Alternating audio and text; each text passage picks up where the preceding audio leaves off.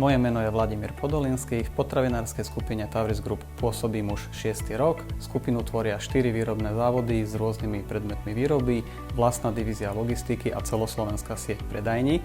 A práve táto variabilita predmetu činnosti prispieva ku komplexnosti finančného riadenia a to je to, čo ma na mojej práci veľmi baví a naplňa. A prejavilo sa to napríklad, keď sme zlučovali bývalých 5 právnych entit Tavris Group do jednej spoločnosti. Rok 2022 bol veľmi náročný. Potravinová inflácia aj na strane vstupov bola vo všeobecnosti vyššia, než bola celková inflácia. Aj vzhľadom na rýchlo obratkovosť veľkej časti výroby sme museli prijímať flexibilné rozhodnutia, rýchle rozhodnutia a podarilo sa nám nakoniec dosiahnuť historicky tretí najlepší rok v histórii Tavris Group. Úspešná práca nie je možná bez tímu. Všetci manažéri divízií financií IT sú na ľudskej aj odbornej veľmi dobrej úrovni a veľmi dobre sa s nimi spolupracuje, za čo im ďakujem. Vlada vnímam ako veľmi takého vecného šéfa, vie zachovať pokoj aj v ťažkých situáciách, vie riešiť veci s kľudom a rozvahou.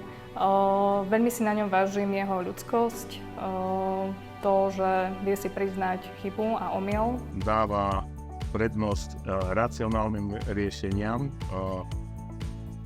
nedáva prednosť emóciám a vo vypätejších situáciách sa snaží používať humor. S príchodom Vlada prišiel vietor do Tavrisu, priniesol moderný štýl riadenia, dynamický rozvoj, čakalo nás zlúčenie, teraz digitalizácia, automatizácia účtovníctva. Nemá rád chyby, na druhej strane je veľmi ľudský.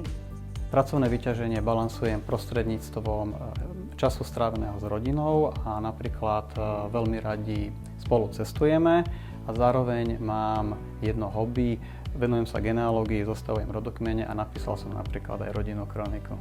Nomináciu si veľmi vážim, vnímam to ako ocenenie aj externé svojej práce a je to česť byť v takej spoločnosti finalistov.